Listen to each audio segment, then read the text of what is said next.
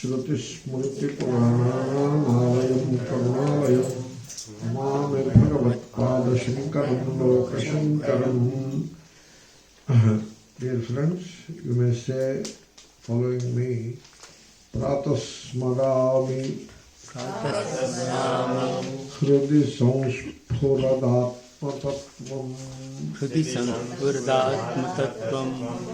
You find it in the 5th page. Satchit Sukham Paramaham Sagatim Turiyam Yat Swapnajagara Sushuptamavaiti Nityam Tad Brahma Nishkalamaham Nacha Bhuta Sanghaha. So this is a prayer by Sri Shankaracharya. Now this is the occasion to understand, try to understand what is a prayer and why do we pray. Because there is a general propaganda that do prayer. Without understanding why are we praying and what is prayer. And I tell you, propaganda is not the truth. You see, why do we pray? So we conceptualize a God. And then it's not that God appeared before you and told you that I am the God. You conceptualize a God and then project a form. You may project, may not project. All people do not project a form. Even in India, Arya Samaja people, they don't project a form. Brahma Samaja people, they don't. They are all religious people.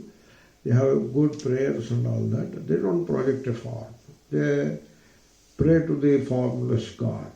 In any case, you project a form. In many cases they do that and then pray. And then they assume that the God will listen to these prayers and will fulfill the demands that we present before the God through the prayer. Now, does it sound all right for you? All that sounds all right. A question you have to ask, Then, what is the field of consciousness from which the prayer is originating? You have to look at it. You are a human being with a human consciousness and the prayer originates from that consciousness. Consciousness, I mean the mind, the background of the mind. Mind is all full of thoughts, and the prayer is in the form of thoughts, and the thoughts are expressed as a speech and actions that come later. Speech and followed by action. But to begin with, it is thought. And the background of all these thoughts, the background from which the prayers originate, the thought originates, that is what we call consciousness. And so, that is a field out of which thoughts will come. It is like there is a water body called lake and waves come.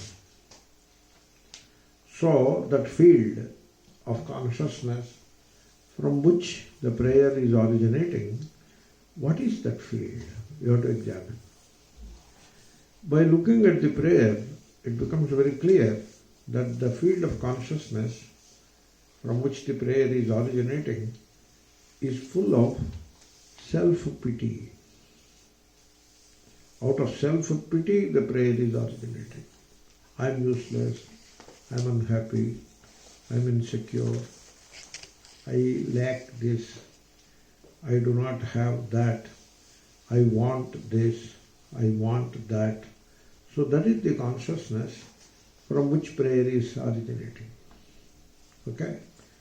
Alternatively, I am afraid of that, I am afraid of tomorrow, I am sad about this yesterday, I am afraid of tomorrow, Then there are multiple tomorrows, one more tomorrow, one more tomorrow. I am afraid of all those tomorrows. And so I am very insecure. Please come. Please come.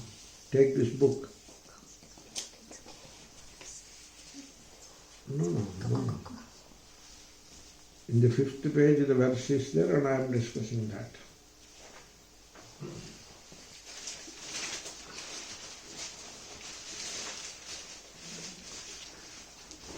Some more books are there. I will take it.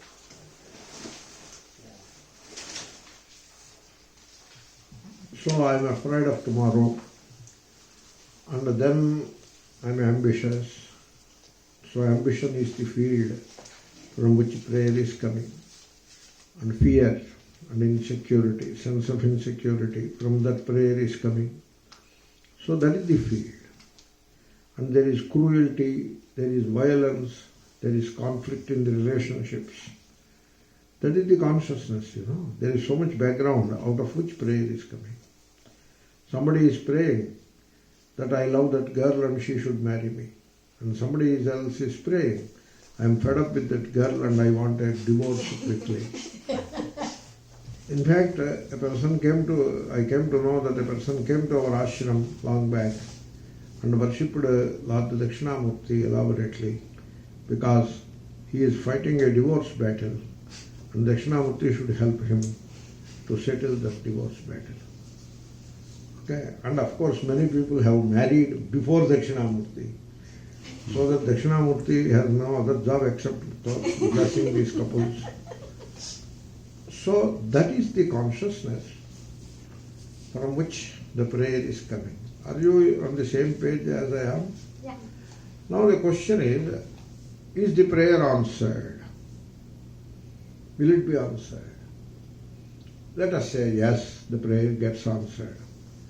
But the point is, whether it is answered or not, you remain in the same kind of consciousness, very crooked consciousness, which is full of lack, want, and desires, full of insecurity, fears, superstitions, violence, brutality, and then conflict in relationship.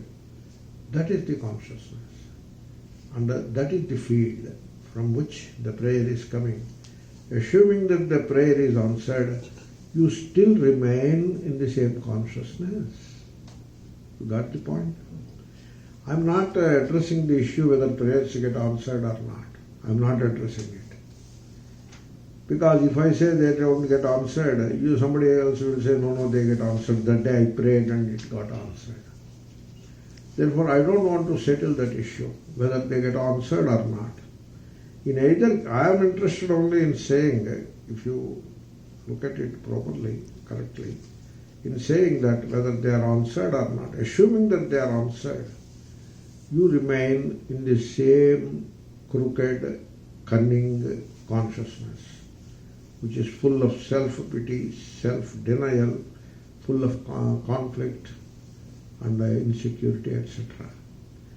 That's why these prayers, which keep you permanently in the same consciousness, they do not serve any purpose, even if they are answered.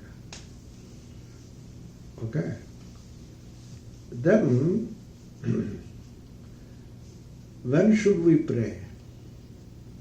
You should always pray. Means you should always be seeking something or the other from God. You should always afraid of God, life. You are afraid of living. You are afraid of death. You are afraid of God. You are afraid of devil. So, what is this prayer? In the name of prayer, what is going on? You have to examine that. Okay? Suppose prayer is an effort at the level of that inner consciousness, it's an effort to rise from the lesser to the higher. Because the lesser is in you, when you identify with the body and mind and create a field of me and mine, very crooked and very constricted me and mine, me, such and such person, my God, my religion, my family, my wife, my children, my property, my career, this and that. That is the lesser. And then there is the field of the bigger. What is the bigger? You are a person, which is the lesser. But then you are a human being. Human being is everywhere. The whole world consists of human being. Human being is everywhere. Whereas the body-mind identified person, the lesser, is not everywhere. He is only here. Whereas human being is everywhere. The person is only here. Whereas life is everywhere. Life is everywhere. The trees, the grass, the birds, life is everywhere. The personal existence is here. The existence absolute, the universal existence, all his existence is everywhere. That is the bigger. And here is the lesser. The person who is very unhappy, full of self-pity, I said many times, full of very insecurity, that lesser is here. And then the human being, the living being, the existence absolute, that bigger is also here. It is not elsewhere. It is also here. Both are here. And if the prayer helps you to shed the lesser, the shackles of the lesser, helps you to rise to the higher, to rise to the bigger, within you. It is all in you only. Nothing is outside. If that is how you look at the prayer, the very approach to prayer itself will liberate you. The prayer will be redeeming, it will redeem you, and it will uplift you. It will make you a better human being. It will take you out of the shackles of me and mine, and it will help you live in that bigger reality. Realize the bigger and abide in that. The beauty is the bigger includes the lesser, but the lesser doesn't have the bigger in it. Therefore, that is the prayer. That is the only prayer. All other prayers are not worthy prayers because they keep you in the lesser permanently. So a person is praying whole life, and because of the prayer he remains in the lesser. Trahimam, Trahimam, Pahimam, Pahimam. These are the prayers which you pray whole life, Trahimam, Trahimam. You remain an insecure person, and now at the end of the life you are afraid of death. And then you will be praying Trahimam, Trahimam, Pahimam, Pahimam. And then Dehi, Dehi, give this, give that. Yasho Dehi, Dhanam Dehi, Hiranyam Dehi. So this Dehi, Dehi, whole life you will be praying Dehi. Dehi means you give this, give that. Whole life you will be praying Dehi, Dehi. And at the time of death also you will be praying Dehi, Dehi. Therefore, the prayer, the way it is practiced, the way it is popularized by the various gurus of the world, it doesn't help you at all. And the great saints and savants like Shankaracharya, they have not got anything to do with such prayers. Like Shankaracharya starts his Brahma Sutra Bhashya not with a prayer. There is no prayer at the beginning of the Brahma Sutra Bhashya. And in all Ishavasya Upanishad Bhashya, etc., there are no prayers. You find a prayer which is really not a prayer only at the beginning of Kathopanishad Bhashya. Om Namastasmai Bhagavate, like that. And then in the Gita Bhashya beginning, There is a quote of a verse from Vishnu Purana. It is a statement of fact. It is not a prayer even. That is how Gita Bhashya begins. So, why Shankara doesn't pray? In the beginning of his Bhashyas, why Shankara doesn't pray? You expect him to pray. Your expectation is wrong. Shankara is not a religious person. A religious person will be praying whole life. And I already explained the field of consciousness from which the prayer comes. That field of consciousness has nothing to do with Shankara. That's why he doesn't pray. Like, did you see Newton while publishing his work, did he pray? Einstein while publishing his work, Theory of Relativity, did he pray? Do you find prayers in research journals and scientific papers? First prayer and then paper. You see like that? No. Because the consciousness from which the research publication is coming, it is not the consciousness of self-pity. It is not that field. It is the field in which there is originality, creativeness and realization of the truth. That is the field. And out of that field, a paper is being published. It is coming from that field. And in that field, there is no self-pity, there is no self-insecurity.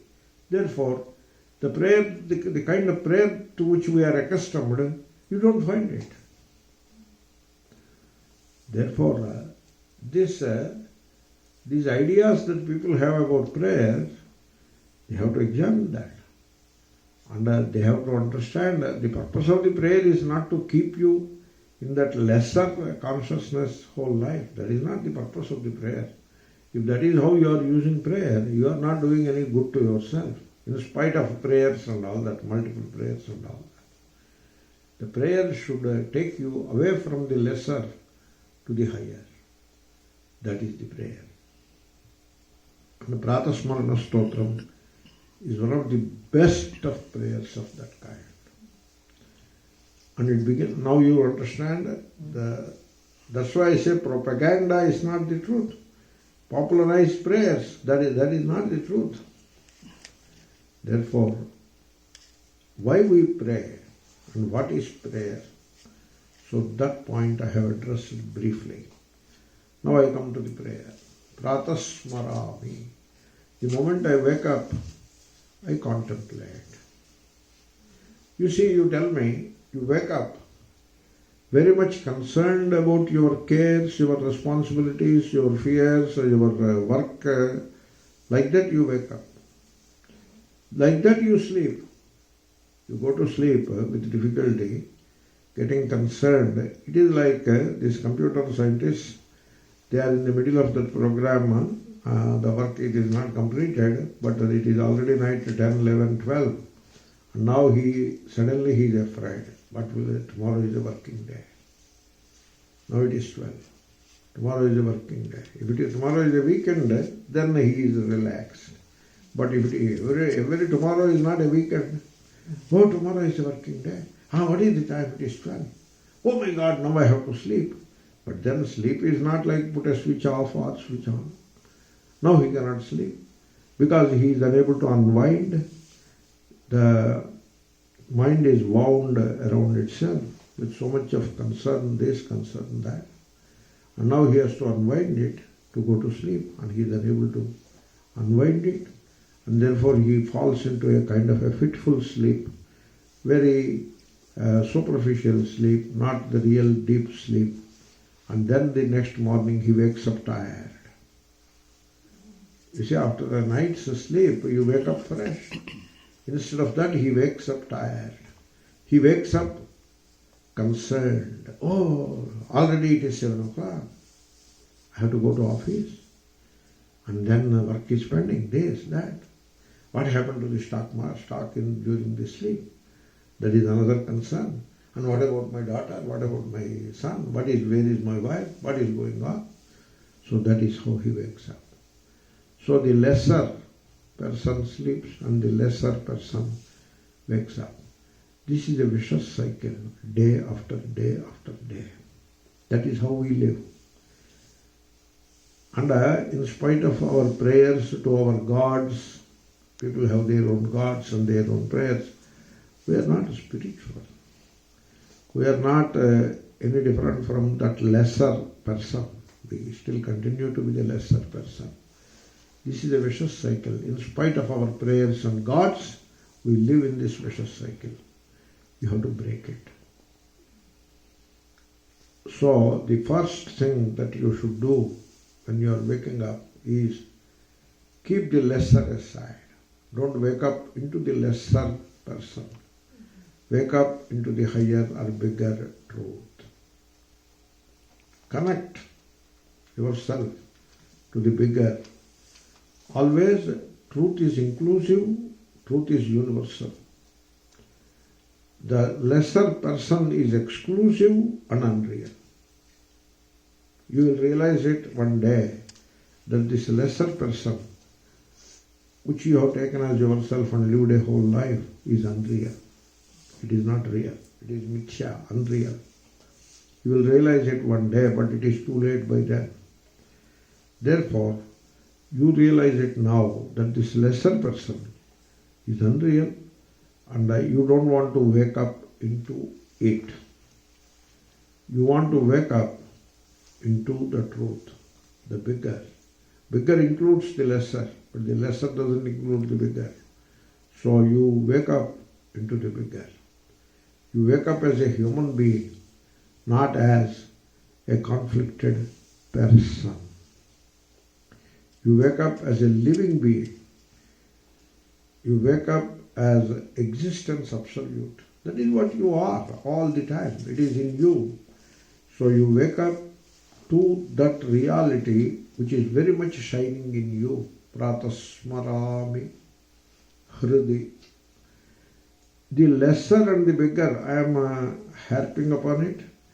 The lesser, the person, the conflicted person, the desiring person, the frightened person is always in the head. He is the head person. Whereas the bigger, the inclusive reality, the bigger, that is the real God. Not the conceptual gods that people are after. That is the real God. And that bigger, that higher, that real, that is in the heart. Therefore, I don't hesitate to say people are head people. They are not heart people. They go to study, you see, when I say study Vedanta, if Vedanta people are like that, what to speak of the worldly people? That is the idea. That is called Kainchanyayam. If these people are like this, what to speak of them? That is the logic. So the Vedanta people, if they are the head people, what to speak of the worldly people? You should not be head people. You should be heart people. In every relation, you should be a heart person. Not a heart individual, not a head person. You see, I tell you, a person, his marriage is arranged and he marries a young girl. It is decided that he will marry a young girl. Why? Because that young girl brings a lot of dowry. She is very beautiful to look at. She is just enough educated, not too much educated. Her qualification should not exceed this guy's qualification. She is just, her qualification should fall short of his. He is MSc, she is BSc only. He is BSc and she is PhD, doesn't work. So just short of his qualification. And she is financially doing very well. Her father is a big man. And then the horoscopes are horoscopes. They are all superstitious things. So they match. And the caste is same, the creed is same, the race is same, the religion is same, and therefore he marries. Now you tell me, is he head person or heart person? Tell me. Head person. Dushyanta, in Kalidasa's Abhijnana Shakuntalam, he saw Shakuntala. She was wearing a very coarse dress or sari made of jute. No ornaments whatsoever. And she was as if she is one among the nature around, one among the trees, one among the deer and other animals, one among the lakes and flowers and all that. She is not separate from the nature around. And he looks at her. He is the king. And he falls in love with her. And he tells her, I love you. My love is not superficial. I'll marry you. And you become the queen of the palace. And the child, the boy that you will give birth to will become the king. He takes the love to that extent. I love you. And I don't want to elope with you. I want to talk with your elders and take their permission and I will marry you. Now you tell me Dushyanta of Kalidasa, is he a head person or a heart person? Heart person. So in Ramayana, Sita looks at Rama and loves him. She is a heart person, not a head person. So we should not be head persons in life. We should be heart persons.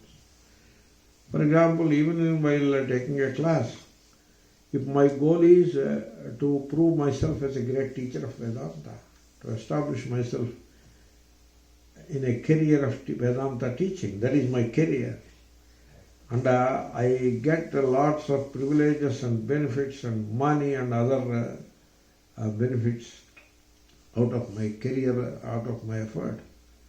Now you tell me I am a head Vedantin or a heart Vedantin? Head Vedantin. Whereas if I take a class, I do it with a lot of passion that what I see, the other person should be able to see. How many people doesn't matter. It could be one, it could be 3 or 5 or 10 or 100 or 150. It just doesn't make any difference. It is ever, always it is a one-to-one correspondence only, even if there are 100 people sitting. And therefore there is a passion, there is a love to present the vision so that people are able to see what the speaker is able to see. And other things do not matter at all. Only one thing matters when it is time for bhiksha, that alone matters. And other things just do not matter. Now that is the heart Vedantin. Therefore it need not be a world person to become a head person. He could be even a Vedantin to be a head Vedantin. Therefore, you have your prayer should be felt in the heart, not thought out in the head. See the difference? Now today is a Lakshmi day, therefore let us do Lakshmi Puja so that we get a lot of gold and wealth. Now that prayer, is it a head prayer or heart prayer? So Hrudi, heart. You see, people mostly are head people. They are not heart people. We are all born as heart people. Born innocent. Innocency is the heart. Calculation and craftiness is the head. We are all born as heart people, including Ravanasura. Everybody is born as heart person. But as he grows, what is the family and the society, they educate him, they call it education, and they prepare a head person. Now, by the time he grows into 20s, he becomes very selfish and always interested in his own goals, his or her own goals. And even parents are a means to fulfill his own or her own goals. And all relations are now very calculative, and that is how the relations are built. That we become. And for us, we have our gods, the petty gods that we worship. Multiple petty gods. Why petty? You want money, one god. You want pass exam, another god. You want a career, a third God, and you want to win against somebody else, a fourth God. Then the God, our petty gods and our petty prayers and petty rituals, that is how we live. We are very much head people. Our religion is a head religion. There is no heart in it. We have to examine all these things. And what is spirituality, shall I tell you? What do people talk of sadhana? My sadhana, that sadhana, this sadhana. The spiritual growth, progress, all these expressions we hear.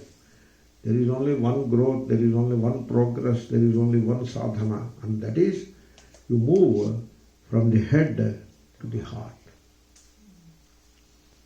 People talk of moving from navel to the heart, heart to the throat, throat to the head. All that you need not. You can give up all that. That is not the point at all. You don't move from head to heart like that. There is no such movement. It is that kind of a physical movement or spiritual movement is all imagined. There is only one movement if you care, and that is you move from the head person to the heart individual. You move from the lesser of the head to the bigger of the heart. Now that prayer should come from the heart. A prayer which emerges from the heart has no person in it, has no conflicted person in it. The prayer that emerges from heart has only love. Heart is love. Head is craftiness. You know what is craftiness? Very calculative and all that. Very cunning. Cunningness. Therefore, you have to see where is your prayer emerging from. Coming from head or from heart. So you have to see, you have to examine your prayers. People just have a prayer book which is a dog-eared, over-constant use and put it in the puja room. And every day just go on repeating the same blessed thing. Not that way. Prayer need not be very long and all that. Prayer need not occupy a lengthy time. Whole day life could be prayer. And you have to grow from the head person to the heart person. In your vision of the world, in your relationship with the physical things, in your relationship with people in the family and in the society, you have to move away from the head person to the heart individual. So, here is a tree, cut it off, it is coming in the way. That is the head person. No, you don't cut the tree. Tree is life. And life is universal. I am part and parcel of the same life to which a tree belongs. You don't cut it. You live it. Allow it to live its life. That is the heart individual. Individual different from person. Person is always isolated, me and mine. Whereas individual is indivisible, is connected to the whole, connected to the bigger. Therefore, my prayer comes from the heart. Praatassmarana hrudi. If you say Om Namah Shivaya from head, its value is different. You say same Om Namah Shivaya from the heart, its value is enhanced, multifold. Hrudi. Then pray to whom? Or pray to what? No, we are traveling, therefore we pray to travel God. We are making money, therefore we pray to money God. We want to win against an adversary, therefore we pray to winning God, victory God. And we want to prevail in our career, therefore we pray to God that promotes ambition. These are the petty gods, multiple gods. So you want to pray to all these gods? Where are all these gods? Where are they? Are they sitting somewhere in the firmament? They are all your projections. These gods are called anthropomorphic gods. Morph is the form. The form of the God is shaped by your fears and your desires. I always give this example. The goddess of wealth holds a golden pot, not earthen pot, golden pot in her hand. She is a woman, holds in her hand and pours out golden coins. You must have seen that God. That God is the best example for anthropomorphism. People are crazy about gold and money. Therefore, their God is like that.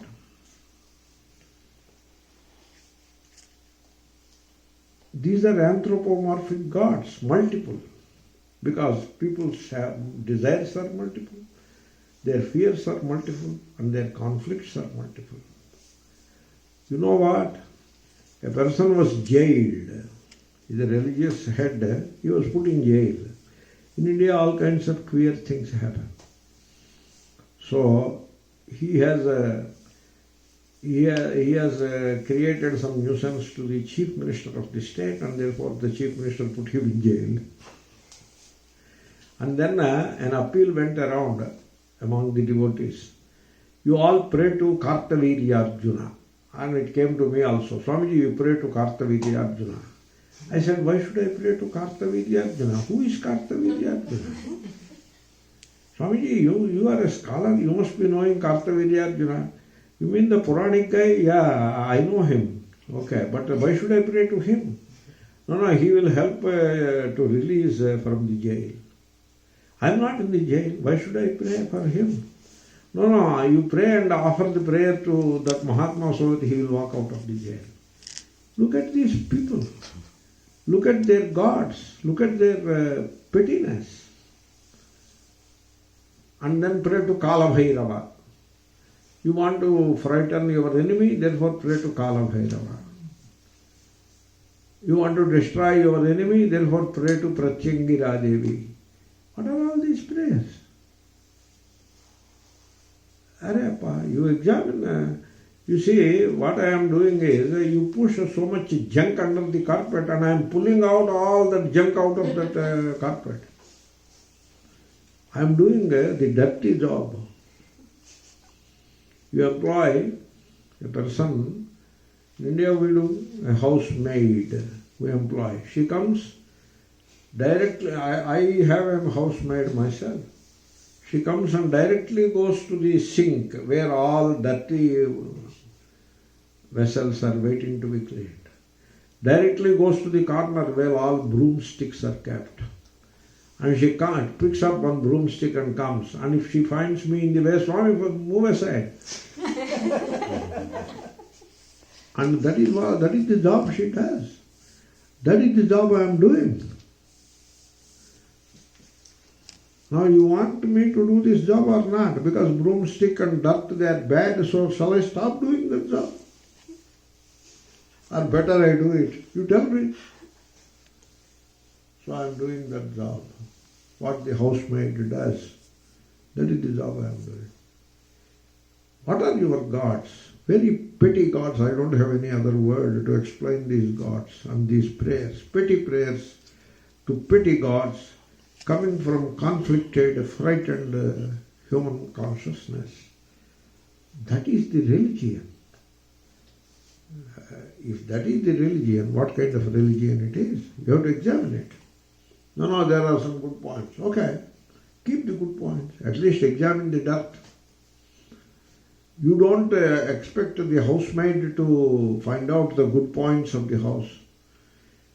Her job is to pull out the dirt and throw it. It is not her job to say your carpet is good. If your carpet is good, keep it. Keep it on your head if you want. Her job is to take the broomstick and take out the dirt. Therefore, you want to pray to which God? That is the question. Which God? A conceptual God? No. That is not the prayer. There is no God other than godliness. There is a difference between God and godliness. God is away from you. Godliness need not be away from you. It could be within you. See, you see the difference? And people know only one thing, saying God, God, God. They say God 10 times. But they don't keep godliness in the heart. They don't cultivate godliness. Now, do you see the difference between God and godliness?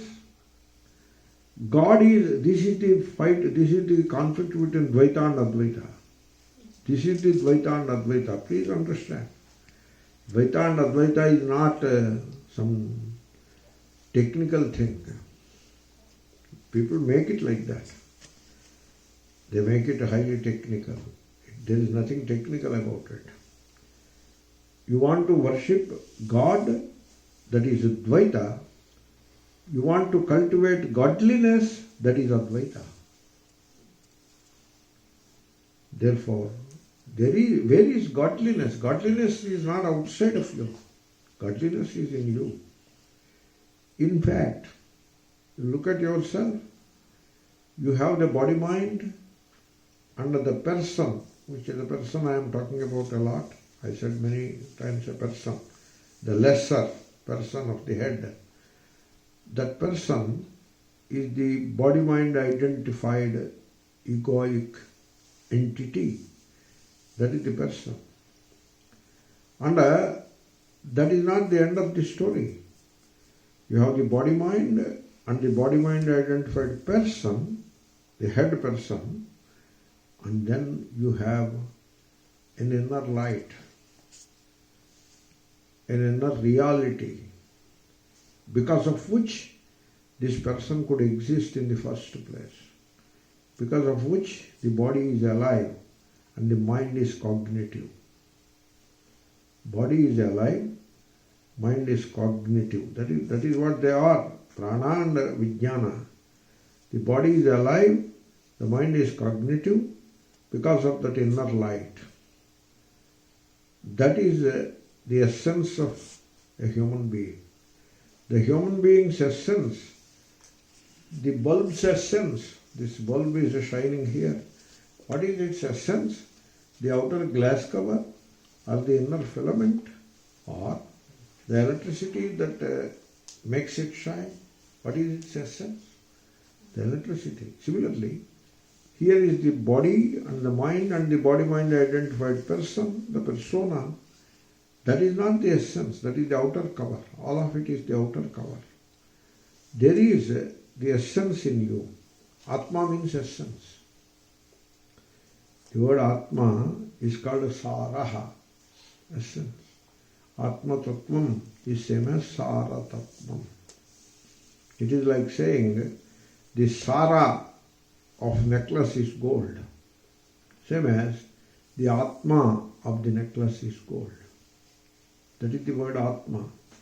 Atma is Sara. What is the essence of the individual, the person?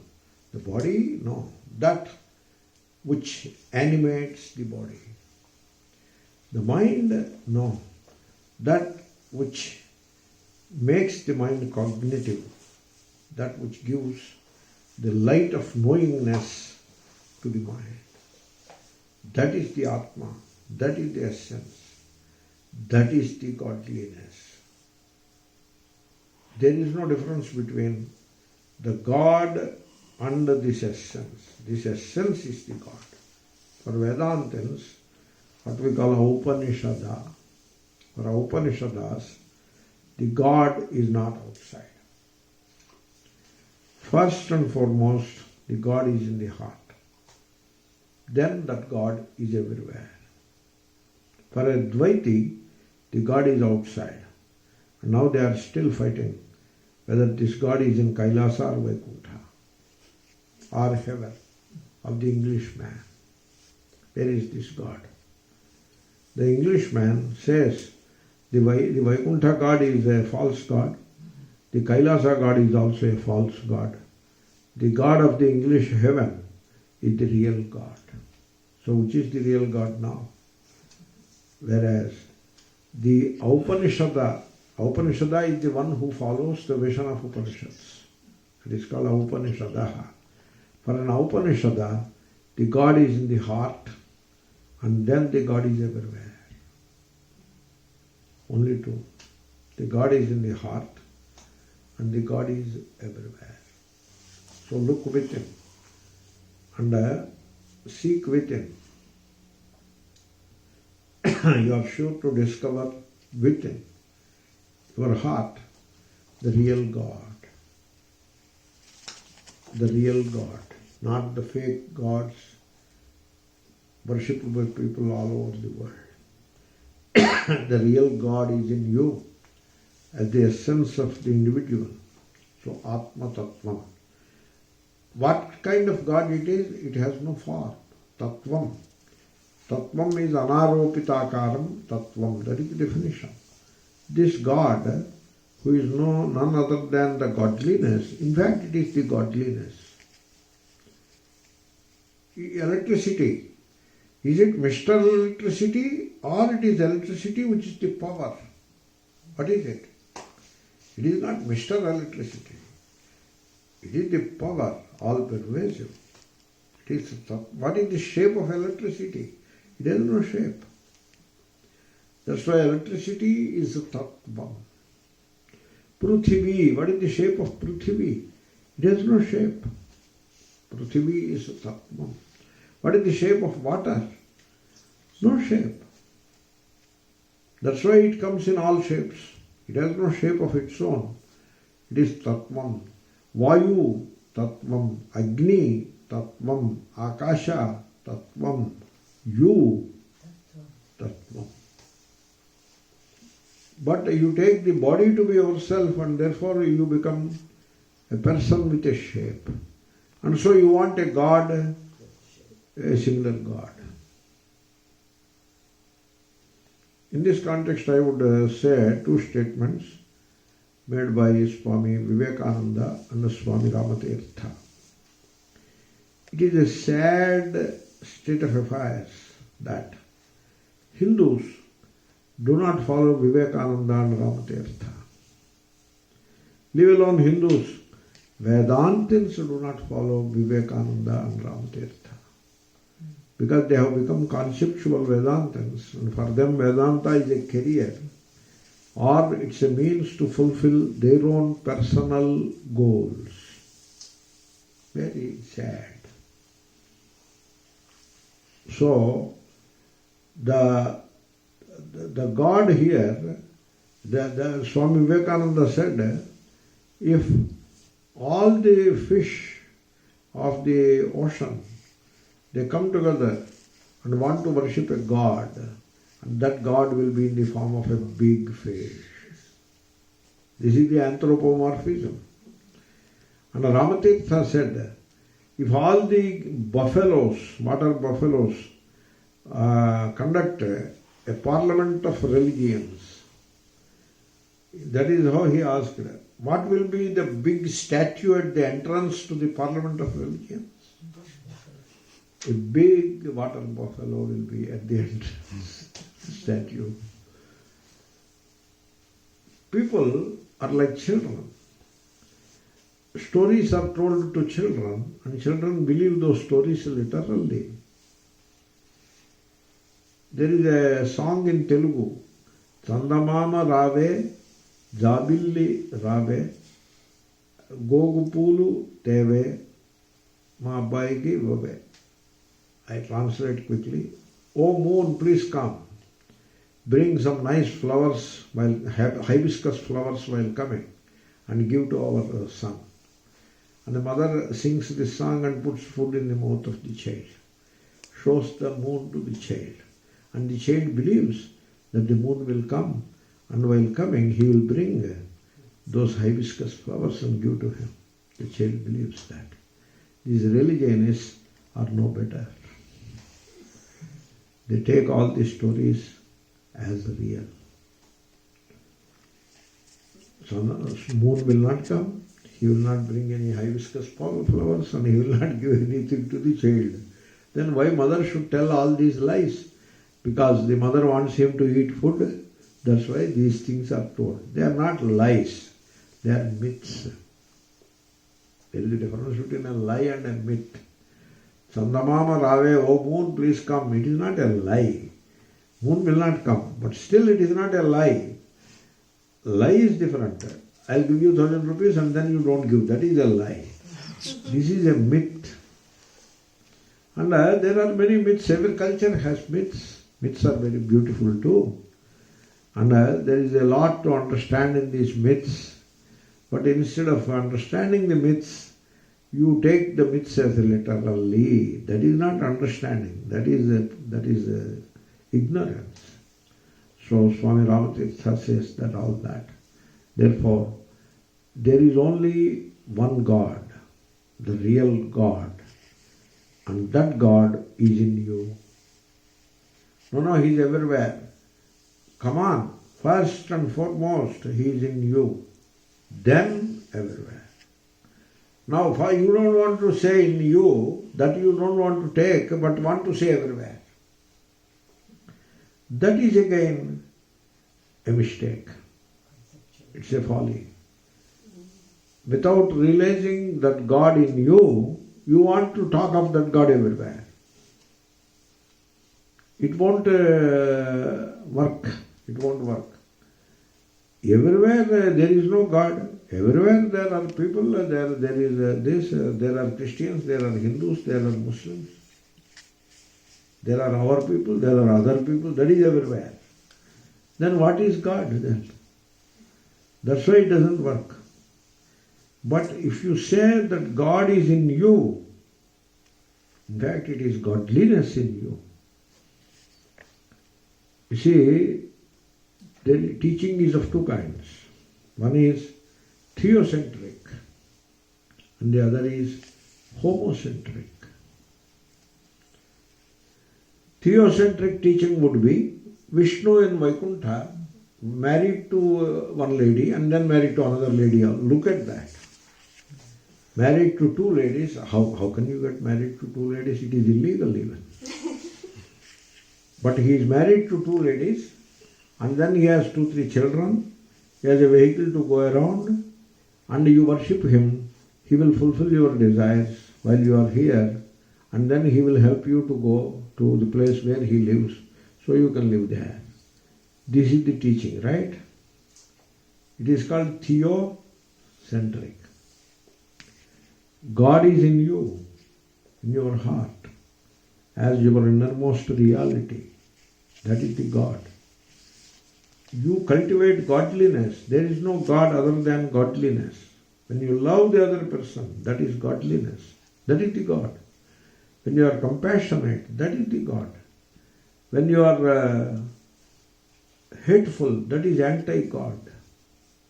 When you have an enemy, that is anti-God. When you say, there are no enemies in this world to me, I am enemyless, that is God.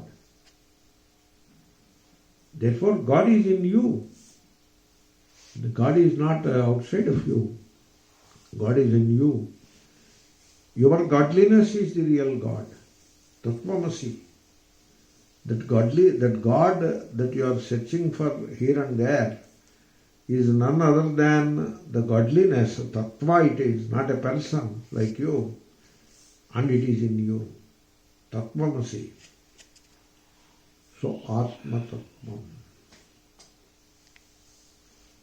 That God in you. This is homocentric teaching. Homo is the human being. The godliness, the God, the godliness is centered in the human being. Homocentric teaching. Whereas the religions, most of them, are theocentric. Now you have to decide for yourself. You want to pursue homocentric religion or theocentric? If you want to pursue theocentric religion, I am not the person for you. There are many acharyas, gurus, and storytellers. They come in good numbers, in large numbers they come. They teach Shiva Puranam, Vishnu Puranam, this Purana, that Purana, this prayer, that prayer. So many of them are there. They will teach you the theocentric religion. you are welcome to your theocentric religion. But if you want to pay attention to homocentric religion, which is the philosophy, then you have to look to Upanishads and Gita. I would like to say one statement, you give a thought to that. Upanishads and Gita, they do not present a God to be worshipped. They do not present. As a counter example, Shiva Puranam gives you a God to worship. Vaishnava Agamas give you a particular God to be worshipped. Devi Bhagavatam gives you another God, a woman God to worship. Upanishads and Gita, they don't give any such God, a God to be worshipped. They are not godless, but they uplift the human being to the level of godhood. They are homocentric religions, their teachings. Look at yourself. Discover the godliness in you. That is the real God. That's why people who are students of Upanishads and Gita pursue a particular theocentric God worship. It is an oddity. It is very odd. It doesn't gel with the vision of Upanishads and Gita. So somebody asked me, will you come for some pilgrimage? I said, no, I am tired, I won't come. No, you worship God. No, we are Upanishadas. We worship God all right. But our God is a different kind of God. We are Upanishadas. That is the meaning of Samsphuratma Tattvam. That is the God that we worship. What kind of God it is? Samsphurat. That God is a shining God. Now look at the light, the bulb, the filament and the electricity. That electricity is the real shining. Everything else is following that. Therefore within you there is a light. Samsphurat. I am just following the verse. Within you there is a light. And that light, every thought in you is known to you in that light. Your eyes are able to cognize the forms because of that light. Light of knowledge, light of awareness rather, light of awareness. Like I look around and I am conscious of all these things because there is a light in me. Okay? There is a light. You see, when a person is blind and another person dies, they harvest the eye and implant it, and he is able to see. The eye they put in the bottle, they harvest it from the dead body and put in a bottle in formalin solution and transport it quickly. Within 2-3 hours they have to do that. They bring it and put to a person, he will be able to see. The eye in the bottle cannot see. The eye, when it is fixed to this person, he will be able to see. I will not be able to see. He will be able to see. Because there is a light in him. And that light passes through the eye and now the eye can see. Therefore, there is a light in you. When an eye is brought from a bottle, there is no light in the eye. That is a physical thing. There is no light in that. The light of knowledge, that is what I am saying, not the physical light. Once the eye is put, you can know all the forms and colors. Because that knowledge, that light of knowledge is in the person. Only the instrument is missing. And now they provide the instrument, that light will pour out. And so he is able to see, know, seeing is knowing all forms. Then the light is pouring out through ears and he is able to know all sounds, able to know all smells, able to know all sense of touch, able to know all other things. That is the light. There is a light in you. You have to come to terms with it. People do not pay to the light within themselves. They are busy with the multiple thoughts that are going on in them. Thoughts of this project, thoughts projecting desires, fears, this and that. They are busy with those thoughts. They are busy, are entirely engrossed in the organs, the legs walking, hands holding, etc., eyes seeing. They are caught in the functions of the organs, and finally they are caught with the body, and they are totally unaware of the light within. Therefore, in Vedanta, we try to bring everybody's focus to the light within themselves. People, they use every context to get distracted.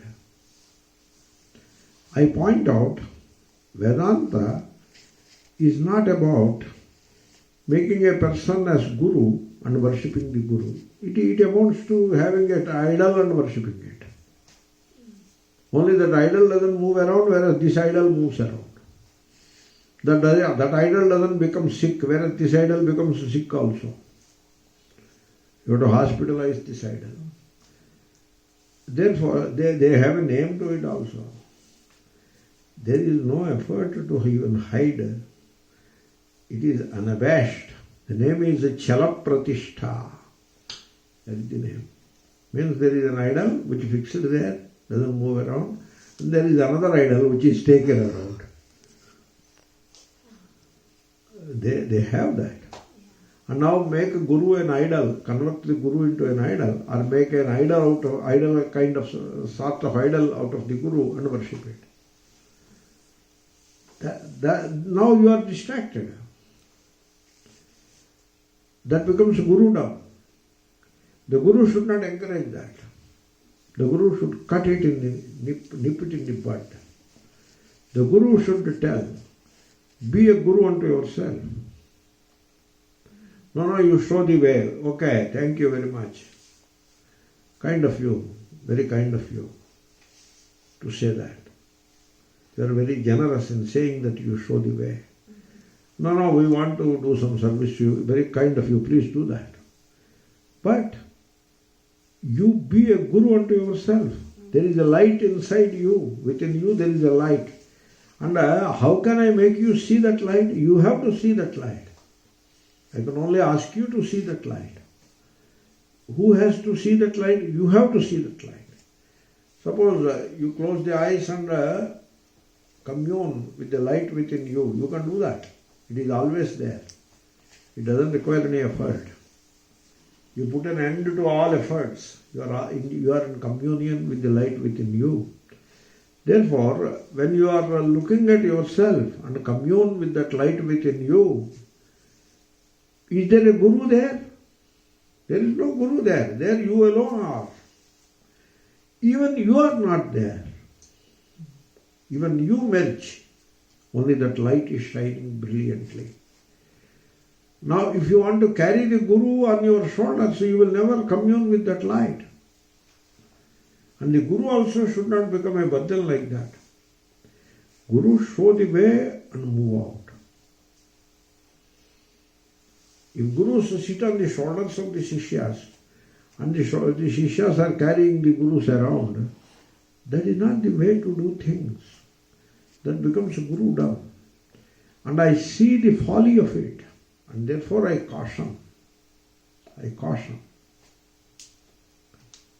And some people may have objection to that. I cannot help it.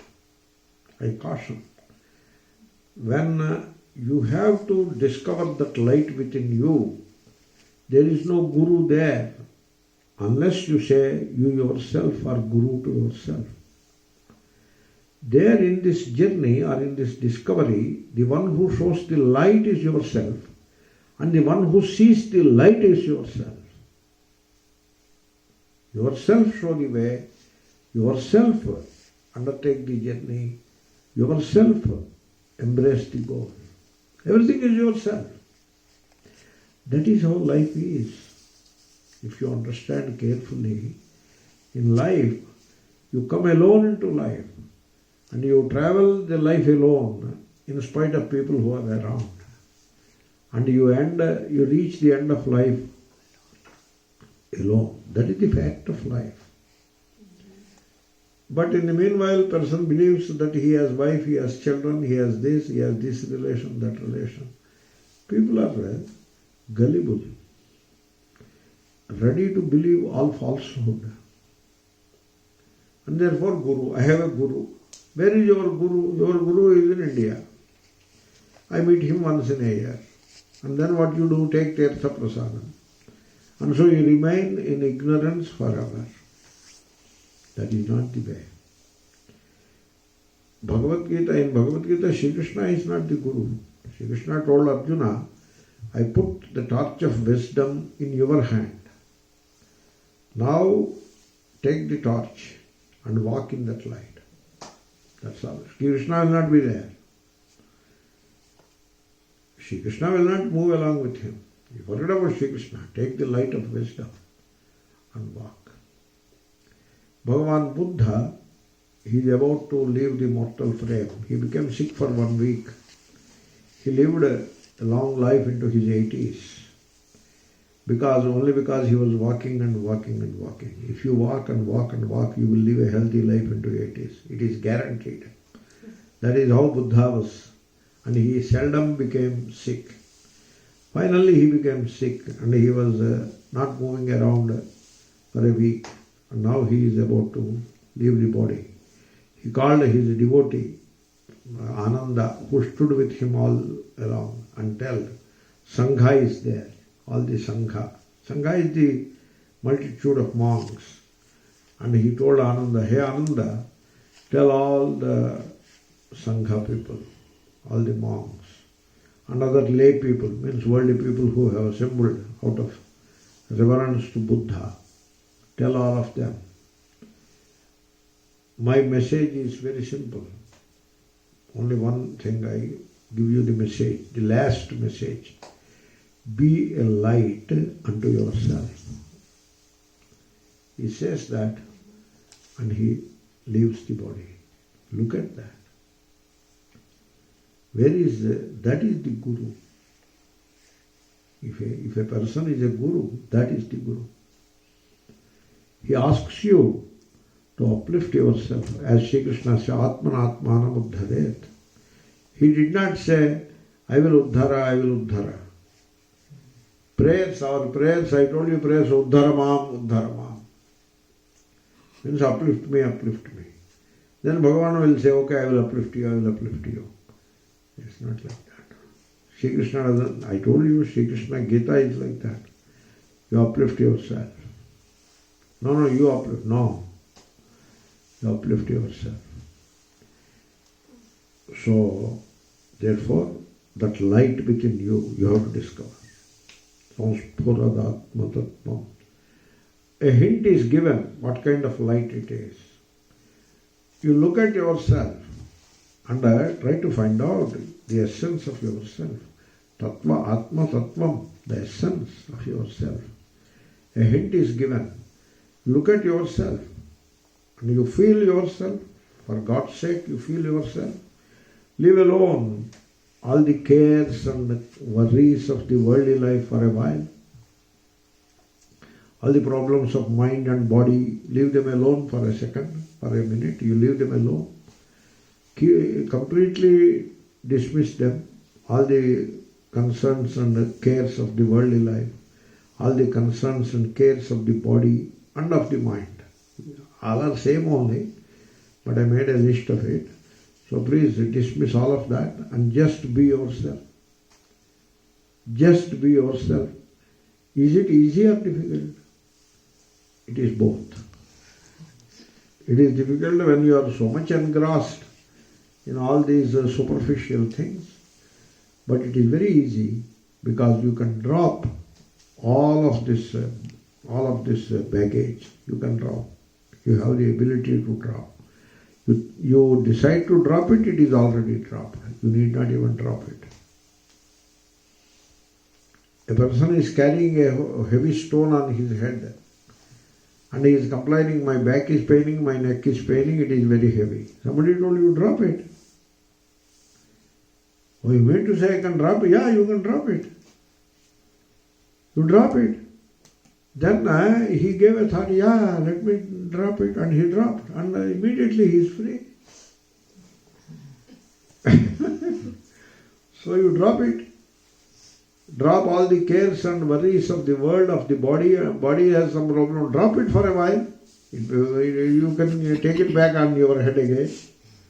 Mind is unhappy. Drop it for a while. You can become unhappy again. You can become unhappy. Nobody will stop you from becoming unhappy. Drop everything and just be yourself. That is all you have to do. And then explore yourself and find out, who am I? I am the being. I am. That is what I am. I am what I am. The being. And I know that I am. I don't need a battery light to know that I am. In a dark room, you need a battery light to know anything else. But to know yourself, you don't need a battery light.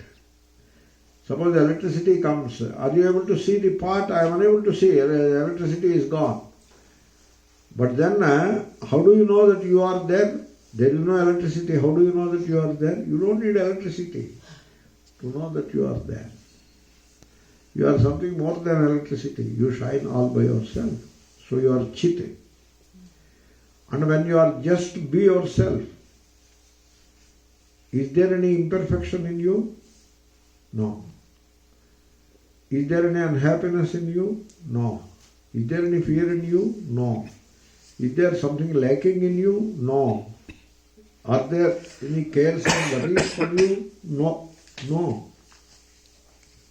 When you are just yourself, you are perfect. You are totally at peace.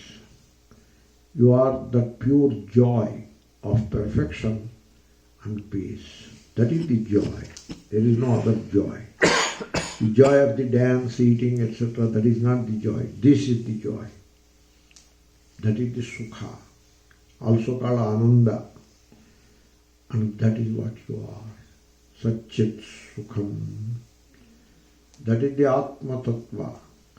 You are not the person of the body-mind with all cares and worries of the world. If you imagine yourself to be, you are not that. You are that innermost essence, that innermost light, which is the being, which is the existence absolute. Means it is not existence this or existence that. It is just absolute existence, absolute light of awareness, of knowledge, and which is perfect. There is no imperfection there. Satchit Sukham. And all these Paramahamsas, Ramakrishna Maharshi, Shankaracharya, etc., they are all meditating, Ramana Maharshi, etc., only to discover that innermost self. That is their goal, Paramahamsa Gatim. Their goal is not Vaikuntha, not Kailasa, not heaven. That is the goal. And that light has also another name, Turiyam. It is the fourth. Turiya is the fourth in Sanskrit. Turiya is the fourth. What do you mean by fourth? Huh? You see, the light of this lamp, it is the light which illuminates the carpet and everything in this hall. One. It is the light which illuminates everything here. Okay? Only that much. Suppose everything is not there, then what about it? It is still the light. When everything is there, it is the light which illuminates everything. But everything is not there, it is still the light. Huh? The sun illuminates the earth during the day. Therefore, sun is that which illuminates the earth with its light. Suppose there is no earth, There is no earth to be illuminated. What happens to the sun? Nothing happens. He still shines. Therefore, the sun seems to have two kinds of light. One is the light which illuminates the earth, that is the relative, and the light which is light. That's all. Nothing more to say about it. That is the absolute. Same is with reference to this inner light also. It illuminates all your waking experiences. Illumination is knowing. Knowing is the illumination, not the physical illumination. It illuminates all your waking experiences. In the waking state, you are aware of all the movement of your mind. You are aware of all the functions of the organs and the body and the world. You are aware of all of it because of that inner light. Therefore, that light, number one, it illuminates all the experiences of the waking state.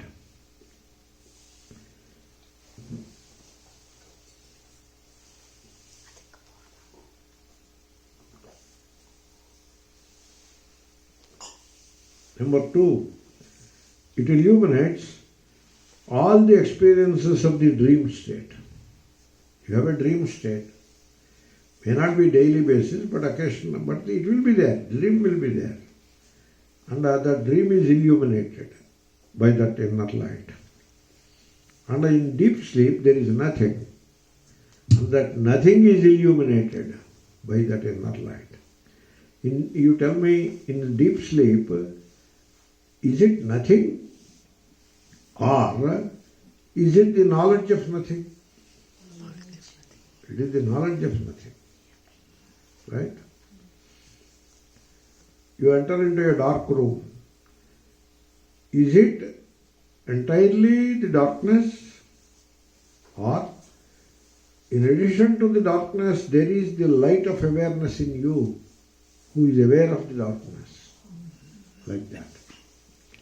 Therefore, that inner light illuminates the nothingness of the sleep state, deep sleep. And it is itself. What is it? It is itself.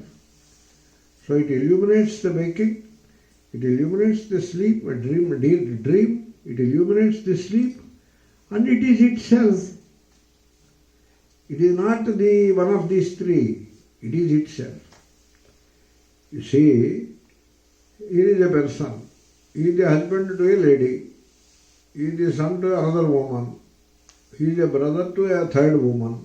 These three women fight among themselves also. But he is himself, Papa. He is himself. He is himself or not? Or he is only husband to a woman, son to a woman, brother to a woman, only that much. He is not himself. He is himself. That is the fourth. These are the three. That is the fourth. Turiyam.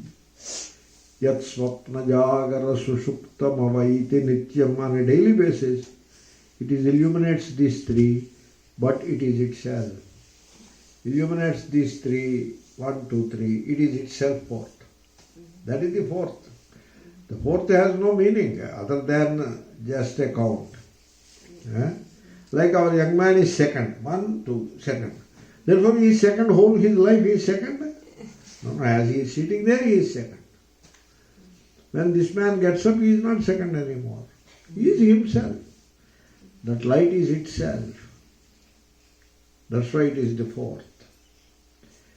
The word fourth means it is transcendental. It is not contaminated by the experiences of the waking state, by the experiences of the dream state, by the nothingness of the sleep state. It is itself. It is all by itself in its own glory. It illuminates the three. At the same time, it transcends the three. That's why it is Turiyam. Yat swapna jagara sushuptam avaiti nityam. Even what about God? We have not talked anything about God. We are talking about the inner light only. Areyappa Tattvamasi, that is the God. That is the God. Tad Brahma. What is the Brahma? In all experiences of the waking state, there is space. All experience happens in space. What space? In mental space and in physical space. Whereas that light has no space. It is not contained in space. It is beyond the very thinking of space. Okay? And it is beyond time. Every experience is born and it ends. Birth and death. It is beyond time. Therefore, spaceless and timeless. What is the universe? Space-bound. Originating from the spaceless. That Brahma, which is the spaceless and timeless, that's why it is called Brahma. Brahma means spaceless. Okay? Atma means timeless. That Atma, timeless, it is same as this Brahma, spaceless. Because what is spaceless is timeless, and what is timeless is spaceless. They go together. Tad Brahma.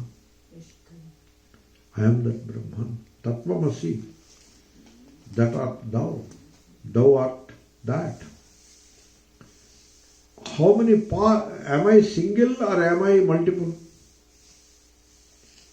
You are single or you are multiple? If you take yourself to be the body, you are multiple. Okay? You see, there was, now I am completing the verse and can conclude the class. Another 5 minutes or 10 minutes max. There was an expo, medical expo. 100 tents were there. The first tent, cardiology. The second tent, podology, feet. The third tent, nephrology. The fourth tent, diabetology. Like that, all 100 tents are there. They are all waiting. They are waiting for the customer. You see, Starbucks, that lady opened it at 6 and she is waiting. She is just waiting. And I walked in and said, good morning. Please come. What do you want? A cup of coffee. She with a lot of agility, she prepares the coffee and gives because she is waiting. All these 100 guys in their tents, guys means multiple people will be there. They are all waiting. And one person walked in. The podology guy says, come, I will rectify your feet. My feet are okay. No, they are not okay, come. The cardiology guy says, come, your heart I will rectify. But I tell you, you are not podology, you are not cardiology. This is a very big topic. You are not the body itself. You are the light within. Light is one. The things that appear in the light are many. Light is always one. Sunlight is one. The earth is many. There are many planets. On the earth, many continents. On the continent, many regions. On a given town, many people. It is all many. But the sunlight is one. And there are parts in what is illuminated, but there are no parts in that which illuminates. Nishkalamaham. Kala is part. Nishkalamaham. Because I am not the body. I conclude now by saying you have to ponder over that. You take your food because body needs it. You take your medicine because body needs the support of the medicine after some point. You do all that right. You do it right. Eat right. Treat the body right. You do it right. But never entertain the idea that you are the body. You are not the body. You are the one who is the custodian of the body. You look at yourself like that.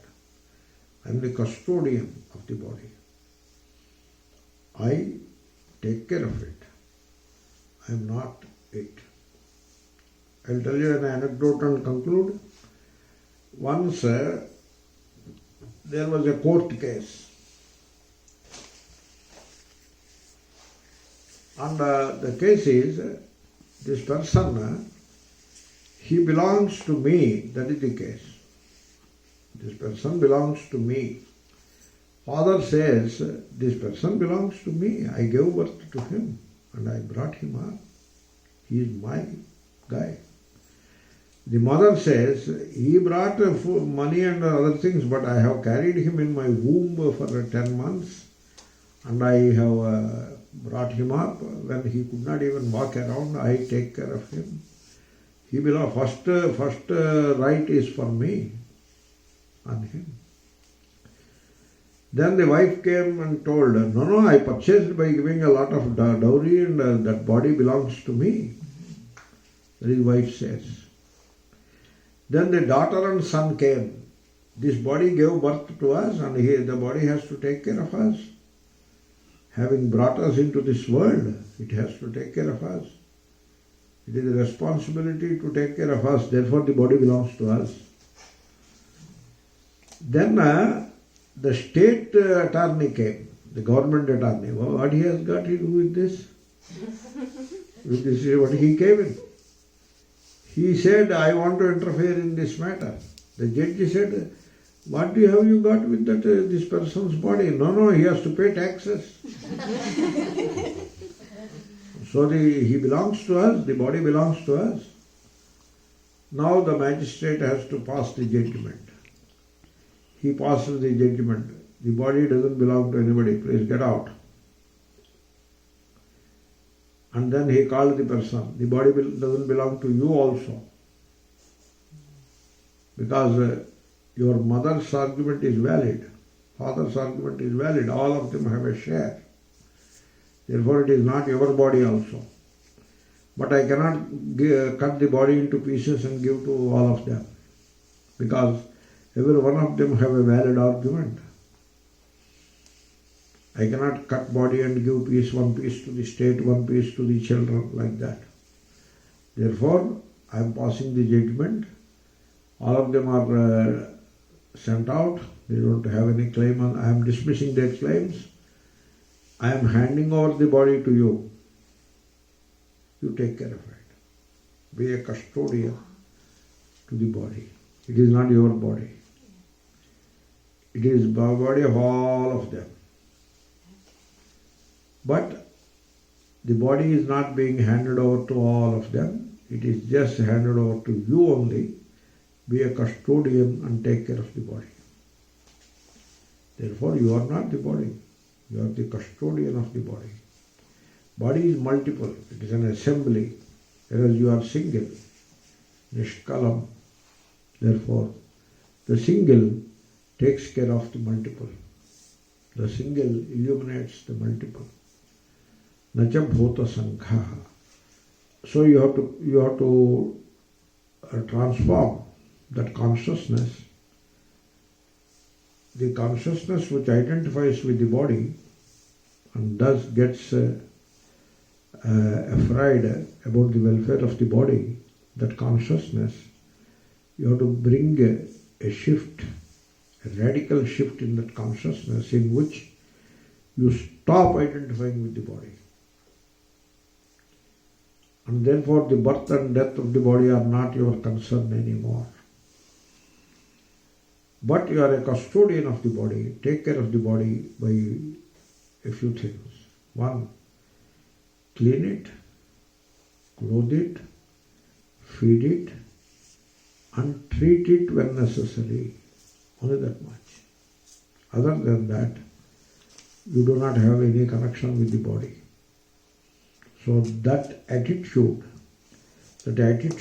shift you have to make so that life becomes easy. Otherwise, the body and its worries will consume people. So nacha bhuta sanghaha. I am not this assembly of the elements. So let us say the verse. Praatassmarana hrudi samsphuratma tattvam Satchit sukham paramahamsa gatim turiyam Yat swapnajagara sushuptamavaiti nityam Tad brahmanishkalamaham nacha bhuta sanghaha. What a prayer it is. This is the prayer. Compare this prayer with all kinds of silly prayers coming from a very self-pity consciousness. What a prayer. Prayer should be like this. Harihi Om Tat Sat. Shri Krishna Arpanamastu.